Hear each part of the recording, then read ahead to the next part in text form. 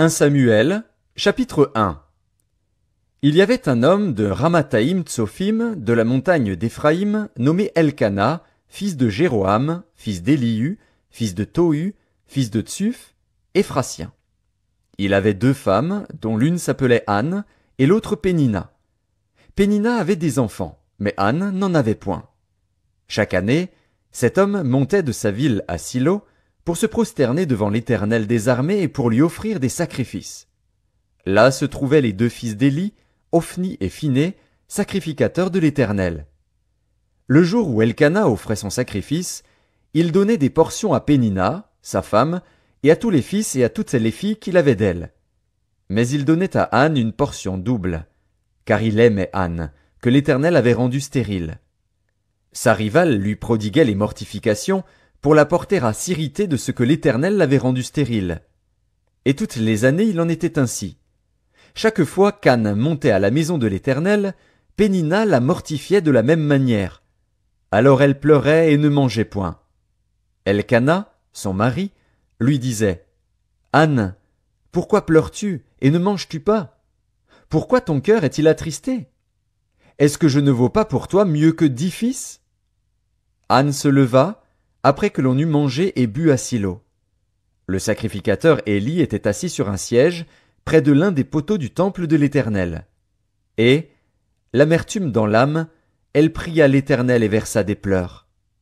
Elle fit un vœu, en disant « Éternel des armées, si tu daignes regarder l'affliction de ta servante, si tu te souviens de moi et n'oublies point ta servante, et si tu donnes à ta servante un enfant mâle, je le consacrerai à l'Éternel pour tous les jours de sa vie, et le rasoir ne passera point sur sa tête. » Comme elle restait longtemps en prière devant l'Éternel, Éli observa sa bouche.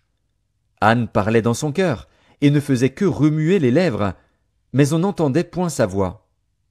Éli pensa qu'elle était ivre, et il lui dit « Jusque à quand seras-tu dans l'ivresse? Fais passer ton vin. » Anne répondit « Non, mon Seigneur, je suis une femme qui souffre en son cœur, et je n'ai bu ni vin ni boisson enivrante. Mais je répandais mon âme devant l'Éternel. Ne prends pas ta servante pour une femme pervertie, car c'est l'excès de ma douleur et de mon chagrin qui m'a fait parler jusqu'à présent. » Éli reprit la parole et dit « Va en paix, et que le Dieu d'Israël exauce la prière que tu lui as adressée. » Elle dit « Que ta servante trouve grâce à tes yeux. » Et cette femme s'en alla. Elle mangea, et son visage ne fut plus le même. Ils se levèrent de bon matin, et après s'être prosternés devant l'Éternel, ils s'en retournèrent et revinrent dans leur maison à Rama. Elkana connut Anne, sa femme, et l'Éternel se souvint d'elle.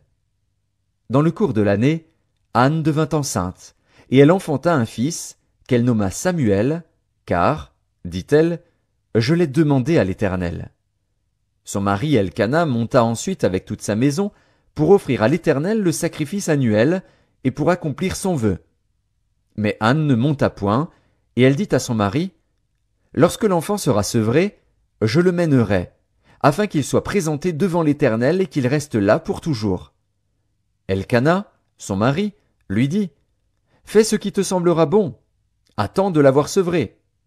Veuille seulement l'Éternel accomplir sa parole. » Et la femme resta et allaita son fils, jusqu'à ce qu'elle le sevrât. Quand elle l'eut sevré, elle le fit monter avec elle, et prit 3 taureaux, un épha de farine, et une outre de vin. Elle le mena dans la maison de l'Éternel à Silo. L'enfant était encore tout jeune. Ils égorgèrent les taureaux, et ils conduisirent l'enfant à Éli. Anne dit, « Mon Seigneur, pardon. Aussi vrai que ton âme vit, mon Seigneur, je suis cette femme qui me tenait ici près de toi pour prier l'Éternel.